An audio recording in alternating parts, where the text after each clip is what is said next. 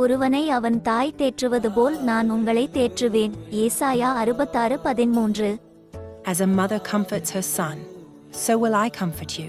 Isaiah 66:13. என் ஆண்டவரே, இந்த உலகத்திலே தாய் தேற்றுவது போல, ஒரு தந்தை தேற்றுவது போல உம்மாலே மட்டும்தான் ஆண்டவரே எங்கள் நேசிக்க முடியும். மார்போடு அணைப்பாரே, மனக்கவலை தீர்ப்பாரே. மார்போடு அணைப்பாரே, மனக்கவலை தீர்ப்பாரே.